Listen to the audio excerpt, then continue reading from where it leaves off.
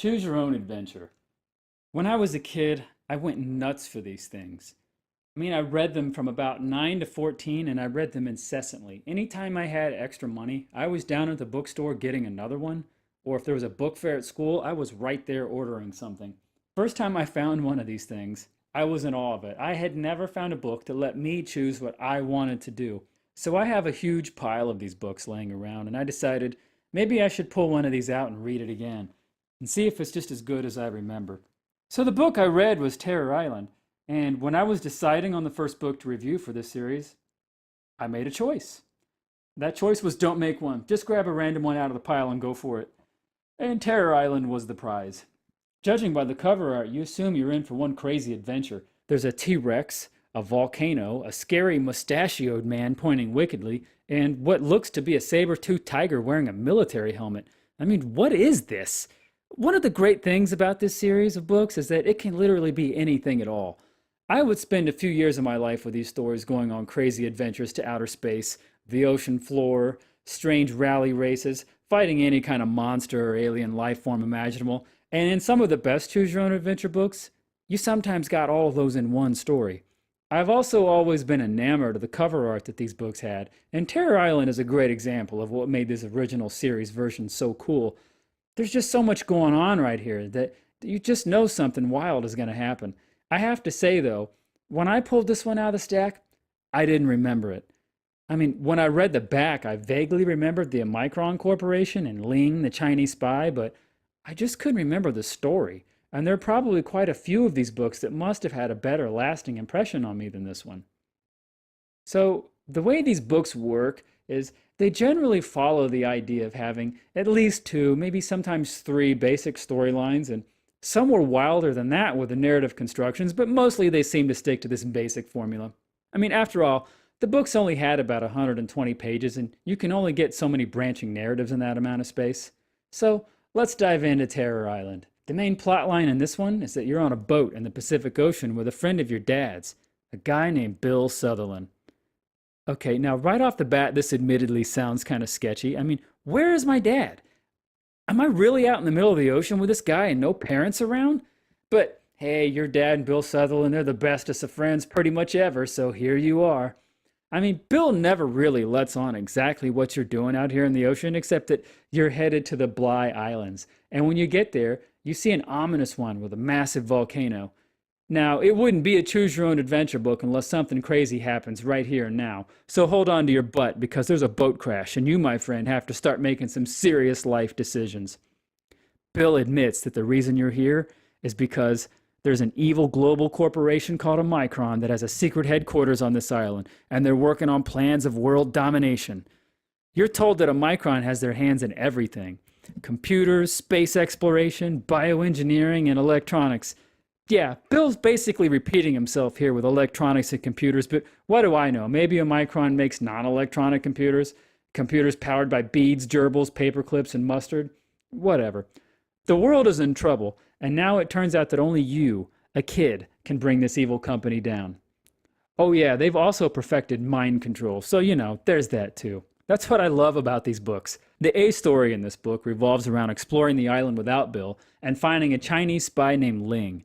And after exploring various parts of the facilities, you have to make a move to take Omicron down by destroying the island in some way or another of your choosing. And it may include possibly not saving Bill, weird genetically modified plants, a creepy mad scientist, mind-controlled mice, anti-gravity devices, or even being recruited to spread the Omicron evil yourself. This story had some interesting parts with the plants and the scientists, but I feel like overall it's probably average at best. The B story, however, let's talk about this. The B story revolves around a small native islander named Ffloyd who has a British accent and was educated by British missionaries long ago, and who is now working to free the Omicron mind-controlled slaves on the island and start a revolt in an attempt to stop Omicron and their leader, a guy named Marcus.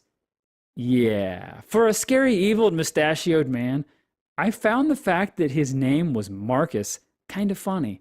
Also, the Pacific Islander guy is named Ffloyd? Yeah, anyway.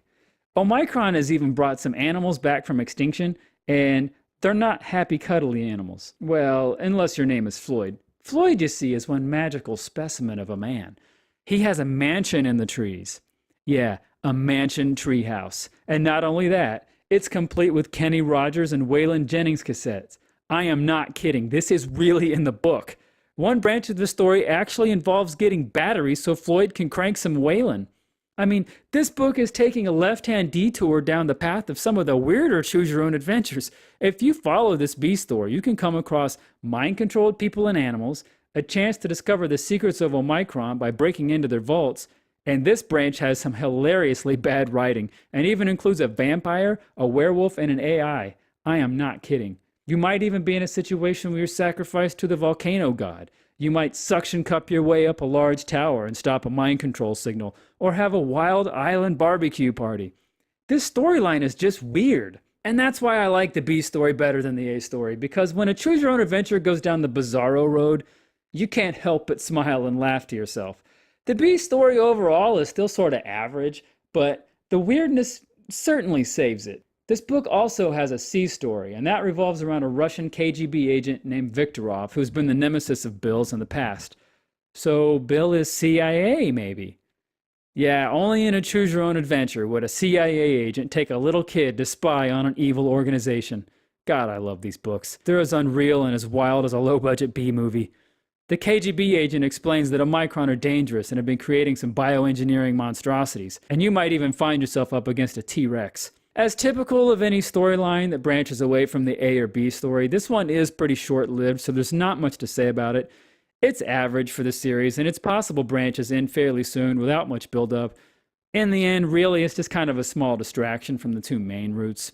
The cover art of this book is really nice, and the interior artwork is standard choose-your-own adventure fare. This one was done by Ling. Off the top of my head, I'm not sure how many others in this series he may have done. So to sum it up, Terror Island is standard choose-your-own adventure. There's nothing terrible, but nothing too exciting either.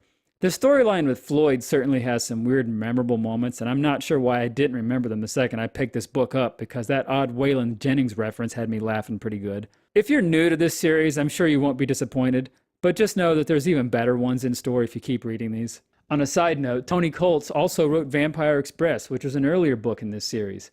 And that one I do remember, and I recall having fond memories of it, so it might be fun to read that one again sometime and see what I think of it now. So, until next time, get your bookmarks ready, because you will choose wrong.